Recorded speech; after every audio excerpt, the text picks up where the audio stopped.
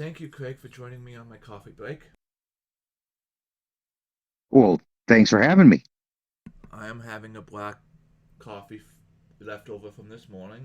Do you have a drink at all? I do. I decided to have a drink for the coffee break. Um, I thought I was going to have milk, and then I added chocolate sauce to it, and then it wasn't quite enough, so I put a little Bailey's in. Hope that's okay. So when a couple months ago, you were heavily into the. A couple months ago, you were heavily into the DC deck building game. That you have switched totally to a different game. Why is that? It's a very good question. I still love DC deck building. I think it's an exceptional game, but it can get tiring. It can kind of wear a little bit. It's only fun when you get new people into it and different people play it. Similar to like Secret Hitler and things like that. The Star Wars game that just came out on March 4th, absolutely bonkers, crazy good game. I can't go a day without at least watching 4 or 5 matches online and playing it either with my son or Derek or you or whoever's around. Star Wars has been a mainstay in my life since 1977. Not to tell you my age or anything, but you can do math. And anyway, it's super exciting. It's an exciting. I love sci-fi, and I've always told people there's two types of nerds, and it's the fantasy nerds and the Star Wars nerds or the sci-fi nerds. So I love it. I love it. I love it. DC deck building, I love very much so. But again, have to have different people playing it to make it kind of interesting and fun and not get tired. This game I cannot tire of. The Star Wars Unlimited is what do they call it? To infinity and beyond, right? Is is that just because Star Wars is a newer game than the DC deck building game? No, I think fundamentally the game is very sound. They spent 3 years developing it. They do have the next 7 expansions worked out, and the next 2 sets are completed. They're just waiting for the release dates, and the next one's July 12th. Well, the same reason you're on your 26 deck is the same reason I haven't finished my first deck, though. Yes, because there's no product, um, and it's unfortunate, but Fantasy Flight, the makers of the game, they didn't anticipate things going this well. They knew it would sell well because of the IP, because of Star Wars, um, but they did not anticipate it being the number one game that they've ever made. Like it has sold uh, the tops of anything they've ever sold in their history as a company, and they were their plans for getting more product back out into the community. Um, it was heightened, like it was how do you put it, accelerated is the word I'm looking for. It was accelerated, and now the boxes are on their way again, and more stores are doing the um, weekly play, 8 week, basically like a little tournament. You just show up and play every week at your LGS, and the showdown. And already people are anticipating the second set, which is out July 12th. It's um, it's going to be really amazing. It's nice to have the 252 cards we have now, but to double it and then think of all the deck options, it truly lives up to the name of being Star Wars Unlimited.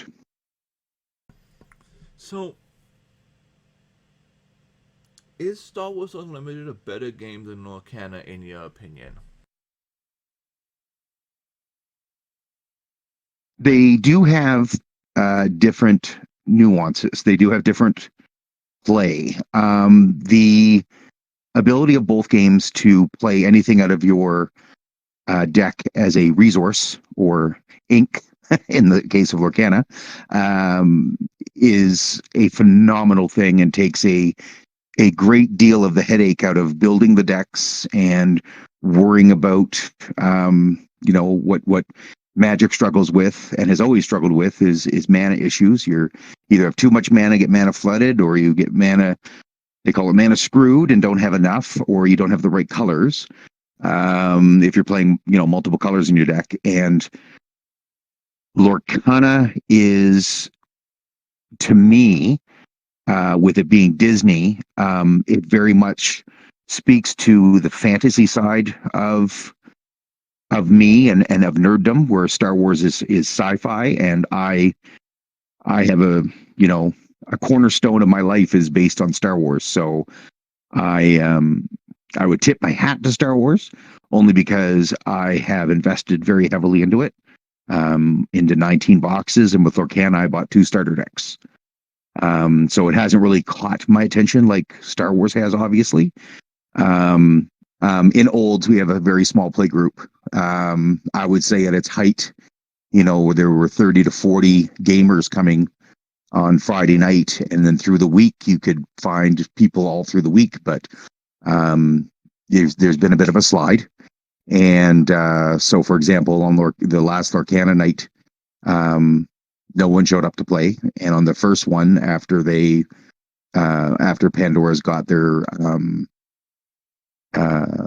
the agreement to be a store for Lorcana, they had 2 people, and then myself and my son just happened to pop in because we were there for something else, but we stayed and played a few games. With Star Wars, we had 9 people our first day, and I think 3 new people learned to play as well. So that to me speaks volumes to it, and the fact that I'm reaching out to 3 other LGSs that are within half an hour, 45 minutes to talk to them and to find and coordinate with them their Star Wars nights, and to let their player base know that, hey, there's another store that's doing it. Come down and we'll start, we'll really build things up, which is something that needs to happen, is building a community. So, in my opinion, to answer your question, to get around to answering your question, is Star Wars is, to me, just fundamentally, strategically, a better game, and it just speaks to who I am as a person and the things that I love. If the Star Wars Unlimited was a generic sci-fi game with all the same mechanics and abilities, would it be as good? I think it would. Yes, I think it would. Would I have the interest in it that I have with it being this IP? Probably not as much. Would I have gone through 19 boxes in 6 weeks? No. Would I have done 6? Sure. But the thrill of chasing the ultra rare showcase cards, that at first were $300 and $400, and now they're climbing between 500 and 800, and that's in 6 weeks. And watching the prices online of the majority of the cards increasing in value, and I know that's from the supply, obviously, but and they'll stable out, once the next set comes out. But it has a lot to do with the characters. It has a lot to do with Luke Skywalker and Darth Vader and Han Solo and the Millennium Falcon and Chewbacca, and I can go on and on and on and on and on. But yeah, if it was just a generic game, I would still be interested in it because, again, I'm a sci-fi fan at heart, over fantasy, and it would still catch my attention. And if the mechanics and everything the same, it really is a solid game, which I'm sure because you've played it.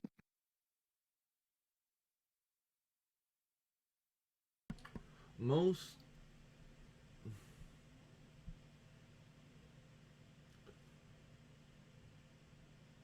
a lot. I've played a lot of TCGs though, and a lot of them have solid mechanics.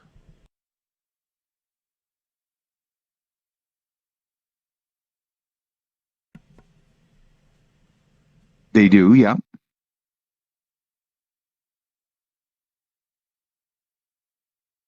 If you're asking about the longevity of a game, well, I've been playing TCGs since the early 90s, with Magic and Star Wars and Star Trek and Netrunner, and I have probably played and collected 40 different games. Um, and the majority of them, except for Magic, have gone by the wayside. I played Pokemon for a bit, but it really never caught my interest because I was much older when the craze started, and I wasn't interested in that. I wasn't interested in the video games or the cards or anything, and I never really ever got into Yu-Gi-Oh. And those have been three. Those have been the three tentpole games: Magic, Pokemon, and Yu-Gi-Oh. And yes, everything else has fallen by the wayside. It really, really has. But they FFG has done something completely different with this license. They got into a partnership with GameGenic, and GameGenic has released these beautiful mats, the play mats. They made tokens for the game, nice acrylic tokens. There are 6 different color deck pods that you can put your decks and accessories into, and there are double ones as well. Beautiful, very, very well put together. Like, I would never pay $70 for a double deck case, but I did it 4 times now because the value is astronomically, they're just wonderful. It's all like a faux leather on the outside. It's got felt on the inside. There's deckling of Star Wars and GameGenic all through, and that the different aspects that you play in the game, their symbol is right on the top of the deck, right on top of the deck box, and also allows for you to put your leader of your deck in a plastic container or plastic one sleeve in the front, so you don't have to guess which deck is where. You look at it and go, oh, there's where my Chewbacca deck is, or my Krennic deck, or my Vader deck. So all of this, plus the sleeves, can't forget those sleeves and other types of deck boxes. But you don't have TCGs coming out, with their alpha set, their main set, and then have everything else that's come with it. So it's quite a lot. They after 3 years of planning, they have done a beautiful job to have something come out, especially with somebody brand new coming in. Everything's available to you right off the hop. So it's a good game. They did it right. I'll probably see you sometime around Olds. Sounds great. Thanks a lot.